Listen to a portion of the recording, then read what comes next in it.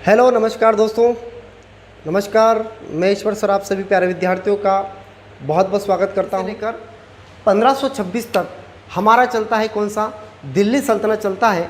और दिल्ली सल्तनत को पढ़ने से पहले हमें यहाँ पर थोड़ा सा ध्यान देना पड़ेगा कि आखिर भारत में ये जो सल्तनत स्थापित हुई है इसके पीछे का राज क्या है, किस प्रकार से दिल्ली सल्तनत की स्थापना हुई है, किस प्रकार से बाद में फिर 1206 से लेकर 1526 तक ये शासनकाल चला है। तो ये थोड़ा सा हमें देखना पड़ेगा क्या कि दिल्ली सल्तनत में जितने भी हुए मुस्लिम सत्ता के लोग हुए हैं तो उनके बारे में हमें देखना है कि किस प्रकार से भारत में मुस्लिम लोग आए हैं और क्या पहले से भारत में थे या फिर ये कहीं से आए हैं, तो कहाँ से आए हैं, किसके कहने पर आए हैं। तो ये सारी देखो, सबसे पहले बात करते हैं हम ये कि दिल्ली सल्तनत जो है इसमें सबसे पहले आक्रमण हुआ था मुस्लिम आक्रमण, और मुस्लिम आक्रमण में सबसे पहले आक्रमण हुआ था भारत के ऊपर अरब आक्रमण। अरब के जो मुस्लिम थे वो हमारे यहाँ पर आए थे और उन्होंने यहाँ पर आक्रमण किया था। तो देखते हैं सबसे पहले कैसे क्या हुआ है। बात की जाए तो सबसे पहले भारत में मुस्लिम जो आक्रमण हुआ था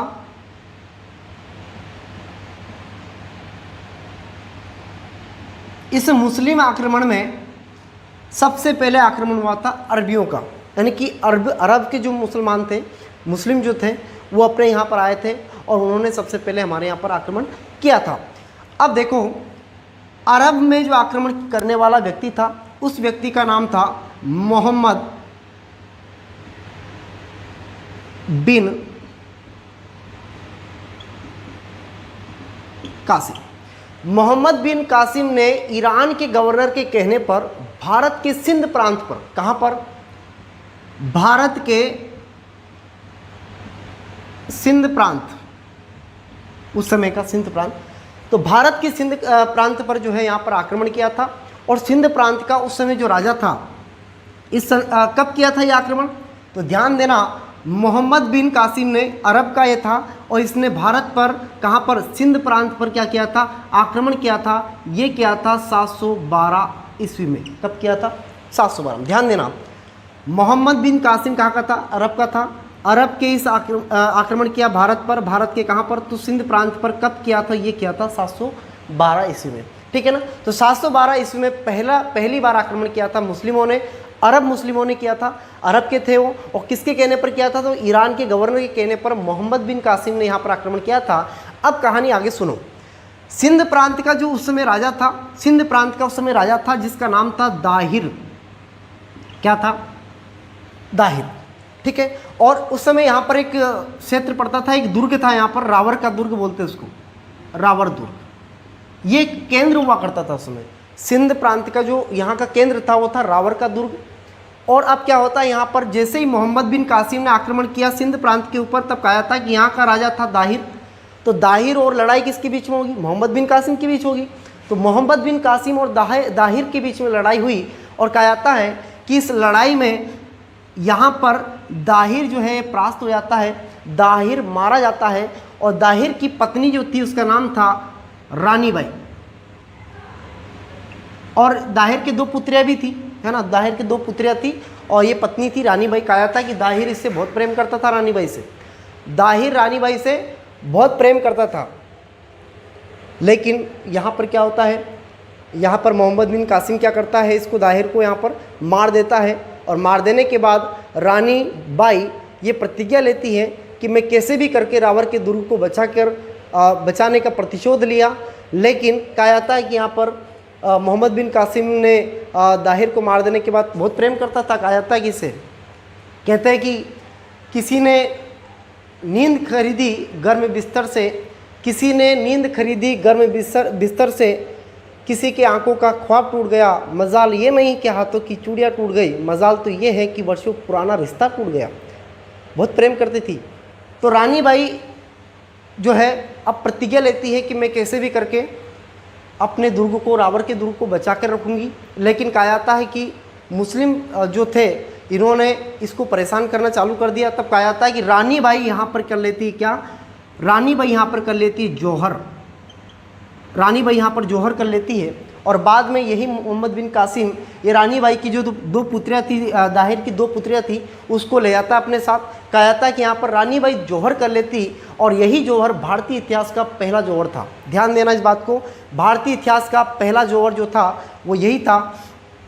अब हम आगे बात करते हैं, आगे क्या कहानी है इसके बारे में हम बात करते हैं। रानी बाई और दाहिर की जो दो पुत्रियाँ थी उसको ले जाता है कौन, यहाँ से मोहम्मद बिन कासिम ले जाता है और खलीफा के सामने भेंट करता है। बाद में कहा जाता है कि इसी खलीफा ने फिर बाद में इसको मृत्युदंड भी दिया था, ऐसा माना जाता है, इतिहास बताता है हमें।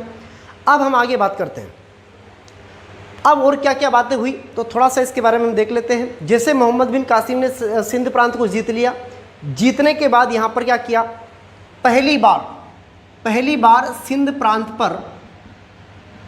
प्रांत पर मोहम्मद बिन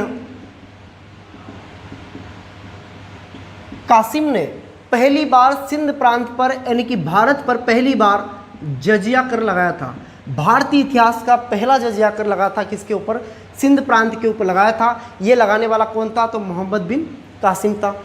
पहला जौहर भी इसी समय हुआ था और कहाँ पर हुआ था, तो रानी बाई। और पहली बार जजिया कर कब लगा, तो ये भी लगा था कब, मोहम्मद बिन कासिम ने लगाया था पहली बार सिंध प्रांत के ऊपर। ठीक है, यहाँ तक क्लियर। अब हम बात करते हैं आगे। अब देखो और क्या क्या चीज़ें मिली यहाँ से। तो पहली बार कहा जाता है कि अरबी लोगों ने ही हमें सिखाया खजूर की खेती करना। खजूर की खेती कैसे करते हैं वो अरबी लोगों ने सिखाया हमको। उसके बाद ऊँट को पालना, जो ऊँट पालते आज, है ना, तो मारवाड़ क्षेत्र में आज भी ऊँट की बड़े पाला जाता है, उनको ऊँट की टोलियाँ होती हैं उनके पास बड़ी बड़ी, तो ऊँट पालना भी हमें अरबी लोगों ने सिखाया। उसके बाद यहाँ पर कहा जाता है कि सिक्के भी चलवाए थे इन्होंने, पहली बार सिक्के चलाए थे जिनको दरहिम नाम के सिक्के बोला करते हैं, दरहिम के सिक्के बोलते हैं इसको, है ना। तो पहली बार यहाँ पर जो है ऊँट और सिक्के वगैरह इनकी और खजूर की खेती वगैरह ये सिखाया था किसने, तो ये सिखाया था हमको किसने, सिंध अरबी लोगों ने। अरबी जो आए थे हमारे यहाँ पर, जैसे मोहम्मद बिन कासिम अरब से आया था, तो अरब लोगों ने हमें ये सिखाया था। ठीक है, यहाँ तक क्लियर सभी का। अब क्या होता है देखो, मुस्लिम साम्राज्य में ही एक और शाखा होती है इनकी, तुर्की शाखा। ठीक है ना, तुर्क लोग जो होते हैं, तो ये तुर्की जो शाखा है, इसके बाद तुर्की शाखा जो हमारे यहाँ पर जन्म लेती है और इसी तुर्की शाखा का शासनकाल हमारे यहाँ पर चलता है। अरबों के बाद तुर्की शाखा जो है हमारे यहाँ पर आती है। अब हम बात करते हैं तुर्कों का आक्रमण किस प्रकार से हुआ हमारे यहाँ पर। तो पहली बात तो ये है कि तुर्की शाखा जो है इसका नींव पहली बार किसने डाला था, इसके बारे में हम चर्चा कर लेते हैं। तो 962 ईस्वी में पहली बार इस तुर्क शाखा की नींव डालने के लिए आया था और इस नींव डालने वाला व्यक्ति का नाम था अलफ्तगिन। नाम समझ में आ रहा सभी को। देखिए, सबसे पहले तुर्क शाखा की स्थापना करने वाला व्यक्ति था, उसका नाम था क्या, अलफ्तगिन। और कब की थी स्थापना, तो स्थापना की थी 962 में। क्या की थी, नींव रखी थी इसकी, किसकी, तुर्क शाखा की। समझ में आया सभी को। अब हम बात करते आगे, अलफ्तगिन ने नींव डाल दी। अब क्या होता है देखो, इसके बाद अलफ्तगिन के बाद कहा जाता है कि यहाँ पर 977 में यहाँ पर अलफ्तगिन का एक दामाद था, दामाद भी बोल सकते हैं उसको, दास भी बोल सकते हैं, इसका गुलाम भी था वो। तो अलफ्तगिन जो था, अलफ्तगिन का दामाद बोल दो या गुलाम, दामाद भी था, जिसका नाम था सुबुक्तगिन। इसी सुबुक्तगिन ने 977 में अलफ्तगिन की जगह ली और ये बन गया राजा। ठीक है, सुबुक्तगिन क्या बन जाता है, राजा बन जाता है। और इसी सुबुक्तगिन ने भारतीय इतिहास के पहले हिंदू शाही जिसका नाम था जयमल, और इसी जयमल से कहा जाता है कि इसने युद्ध लड़ा। युद्ध लड़ने के बाद यहाँ पर जयमल को इसने हराया। जयमल को हराने, ये याद रखना इसको, पहली बार लड़ाई लड़ी थी हिंदू शासक किसने, सुबुक्तगिन के साथ लड़ाई लड़ी थी जयमल ने। ठीक है ना, तो जयमल को इसने हराया। अब आगे बात करते हैं, देखो सुबुक्तगिन की ये कहानी है। अब इसके बाद हम बात करते आगे, इसका सुबुक्तगिन का जो एक बेटा था उसका नाम था, इसी सुबुक्तगिन का उत्तराधिकारी आता है, सुबुक्तगिन का उत्तराधिकारी था महमूद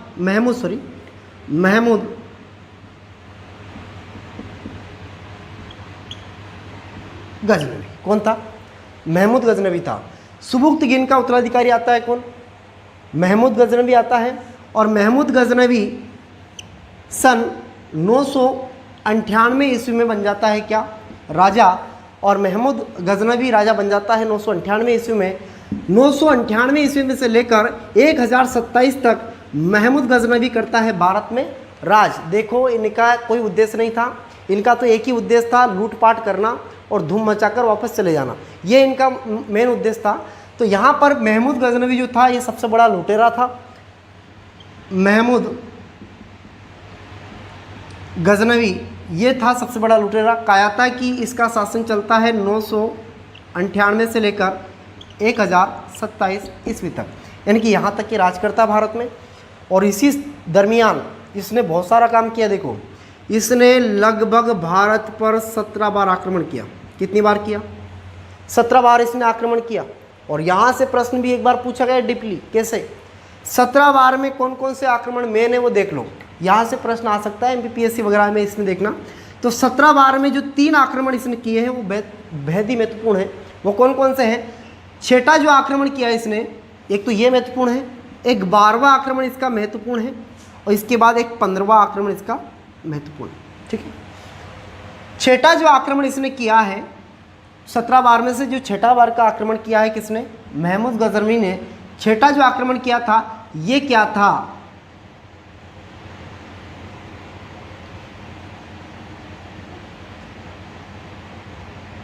नगरकोट, गुजरात में पड़ता है। नगरकोट ज्वालामुखी मंदिर पे किया था इसने। नगरकोट के ज्वालामुखी मंदिर पर छठा आक्रमण किया था। 12वां जो आक्रमण किया था ये किया था इसने मथुरा और वृंदावन में। तो 12वां आक्रमण था मथुरा वृंदावन का। और 15वां जो आक्रमण किया था ये किया था 1025 ईस्वी में, और ये किया था गुजरात के सोमनाथ मंदिर पर। ठीक है, तो तीनों याद हो जाएंगे, बाकी आपको याद करने की जरूरत नहीं, बाकी नहीं पूछता है इतना डीपली, बस आपको ये 3 याद रखना है जो कि महत्वपूर्ण है। देखिए, छठा आक्रमण नगरकोट ज्वालामुखी पर किया, 12वां आक्रमण मथुरा वृंदावन में किया, और 15वां आक्रमण जो था इसने सोमनाथ के मंदिर पर किया था। कहा जाता है कि यहाँ से जो है वो शिवलिंग का जो है वो चुरा के लेके गया था। तो ये सारी कहानियाँ हुई। इतना समझ में आया सभी को? महमूद गजनवी का शासनकाल 998 से 1027 तक चलता है। सुबुक्तगीन का उत्तराधिकारी था। 17 बार भारत पर आक्रमण किया। छठा आक्रमण नगरकोट ज्वालामुखी मंदिर पर, 12वां आक्रमण वृंदावन मथुरा पर, और 15वां आक्रमण इसने किया था कहाँ पर? सोमनाथ के मंदिर पर। ठीक है, क्लियर यहाँ तक? अब हम आगे बढ़ते हैं। देखो,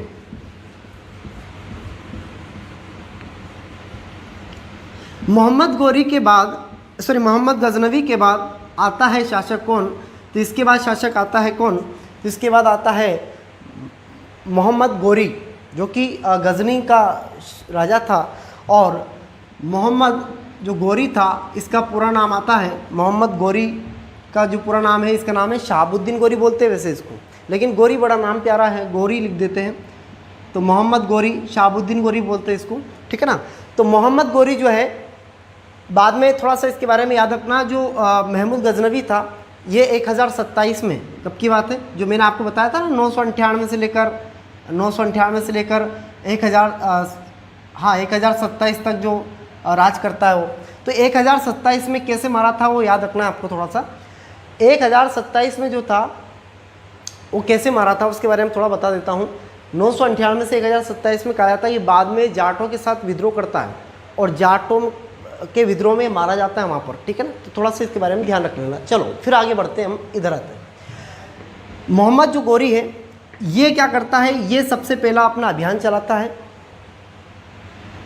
1175 में। 1175 में पहली बार मोहम्मद गोरी आक्रमण करता है मुल्तान पर आक्रमण करता है। कहा जाता है कि मुल्तान पर आक्रमण करने पर ये वहाँ पर जीत जाता है। उसके बाद 1178 में ये आक्रमण करता है कहाँ पर? तो ये करता है मूलराज के खिलाफ, गुजरात मूलराज के खिलाफ यहाँ पर आक्रमण करता है। यहाँ का राजा मूलराज था। कहा जाता है कि यहाँ पर मूलराज के द्वारा ये बुरी तरह से परास्त हो गया था और यहाँ पर हार गया था। भारतीय इतिहास में मोहम्मद गोरी की पहली हार यहाँ पर हुई थी ठीक है, अब हम आगे बात करते हैं, समझ में आया। 1175 में मुल्तान के ऊपर आक्रमण किया, इसको तो इसने हरा दिया था। 1178 में मूलराज के ऊपर आक्रमण किया, मूलराज से ये बुरी तरह परास्त हो गया। आगे बात करते हैं, फिर मोहम्मद गोरी 1191 में, 1191 कुछ याद आया आप लोगों को? 1191 में मोहम्मद गोरी ने आक्रमण किया था, वो किया था तराइन का पहला युद्ध हुआ था। भारतीय हिंदू सम्राट पृथ्वीराज चौहान वंश का तृतीय शासक जो था उसका नाम था पृथ्वीराज चौहान। पृथ्वीराज चौहान के खिलाफ इसने किया था क्या?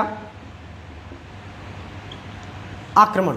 तो कहा जाता है 1191 में तराइन का पहला युद्ध हुआ था और तराइन के प्रथम युद्ध में यहाँ पर गोरी जो है यहाँ पर पृथ्वीराज चौहान के हाथों से बुरी तरह से युद्ध मैदान में हारता है और युद्ध भी नहीं लड़ता है, पीठ दिखाए बिना युद्ध लड़े पीठ दिखाए भाग जाता है यहाँ से। तो युद्ध मैदान से गोरी यहाँ से भाग जाता है। तब कहा जाता है कि पृथ्वीराज के हाथों से पहला युद्ध जो था ये हार गया था। उसके बाद 1191 यानी कि 1 साल के बाद 1192 में हार गया। लेकिन याद रखना दोस्तों, जो हारा है वो निश्चित जीतेगा भी, जो हारा है वो निश्चित जीतेगा भी है। तो ऐसा नहीं कि हार गए तो आप चुपचाप बैठ जाओ। वो आदमी यहाँ पर हार के गया है, लेकिन उसने जाते से तैयारी शुरू कर दी थी गजनी जाकर, और तैयारी शुरू करने के बाद 1192 में वापस आया और कहा जाता है कि भाई साहब इधर पृथ्वीराज चौहान जो थे ना वो सहयोगिता के प्रेम में खोए रहते थे हमेशा। तो पृथ्वीराज चौहान तो तैयारी में व्यस्त थे ही नहीं, वो तो तैयारी करके आया दूसरी बार। और जब ये आया ना तो 1192 में ये तैयारी करके आया था और इसने फिर वापस तराइन का लड़ा। कौन सा युद्ध? तराइन का दूसरा युद्ध लड़ा। और तराइन का दूसरे युद्ध में पृथ्वीराज जी बुरी तरह से परास्त हो गए, हार गए। और बाद में जब पृथ्वीराज हार गए तो कहा जाता कि यहाँ से पृथ्वीराज जी भागे और भाग पीछे ये भाग के गया। कहा जाता कि 2-3 तरह के इसके तथ्य मिलते हैं अलग अलग। जब मैं आपको थोड़ा डिटेल में अगर आपको पढ़ना है तो मैं आपको राजस्थान का चौहान वंश पढ़ाऊंगा ना, वहाँ पर इसकी डिटेल से अपन जानकारी देंगे, ठीक है ना। तो अभी थोड़ा सा देख लो इसमें कि पृथ्वीराज चौहान यहाँ से भाग गए थे। कहा जाता है कि गोरी पकड़ के इसको गजनी ले जाता है और फिर बाद में इसकी पृथ्वीराज चौहान जी की वहाँ पे आंखें वगैरह सलाखों से फोड़ देता है, फिर बंद कर देता है। फिर वहीं पे दरबार में पेश करता है चंद्रबदाई के कहने पर कि हमारे मित्र ऐसे नहीं है ना। तो ये सारी बातें हैं। फिर उसके बाद वो राजा बोलता है कि तुम्हारे मित्र अगर शब्द वेदी बाण जानते हो तो चलवाओ। तो कहा जाता है कि दरबार में जो है पृथ्वीराज को वहाँ पर बुलाया गया था और पृथ्वीराज के माध्यम से बिना आंखें तो फोड़ दी थी पृथ्वीराज जी की। और फिर बाद में कहा जाता है कि यहाँ पर शब्द वेदी बाण चलाया गया था। तब चंद्रबदाई ने कुछ लाइनें बोली थी, वो लाइनें मैं आपको सुना देता हूँ।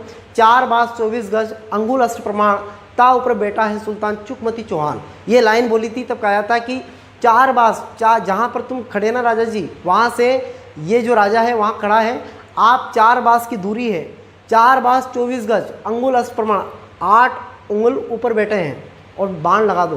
तब कहा जाता है कि ये कहानी सुन के ये मतलब ये वाक्य सुनकर पृथ्वीराज चौहान बाण छोड़ता है और बाण छोड़ता है। जैसे बाण छोड़ा कहा जाता है कि वो गजनी के शासक को लग जाता है और वहीं पर वो मर जाता है, ठीक है ना। बाद में कहा जाता है कि पृथ्वीराज चौहान ये दोनों आपस में आत्महत्या कर लेते हैं। तो ये कहानी है, वो तो आपको चौहान वंश पढ़ाऊँगा तब अच्छे से डिटेल में बताऊँगा, ठीक है ना। तो मोहम्मद गोरी के दोनों युद्ध समझ में आए इधर वाले।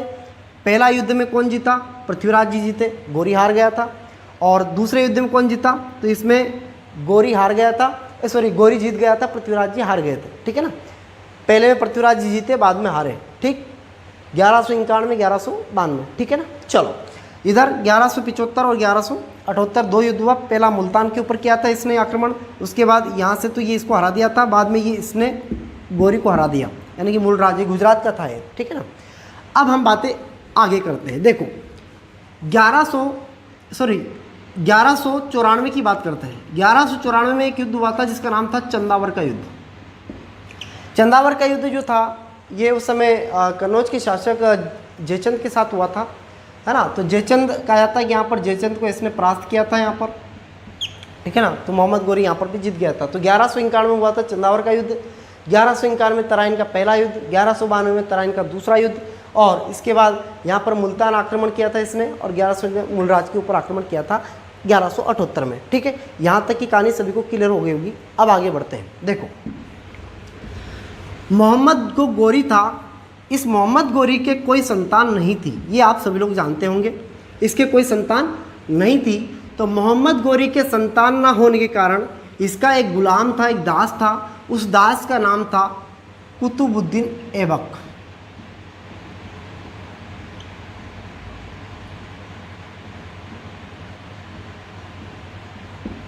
इसका कौन था? दास था। तो मोहम्मद गोरी के कोई संतान ना होने के कारण इसका जो दास था, इस दास को ही वो अपनी संतान के रूप में मानता था। अब देखो क्या होता है, मोहम्मद जो गोरी था, इस मोहम्मद गोरी ने भी सेम वैसा ही किया था।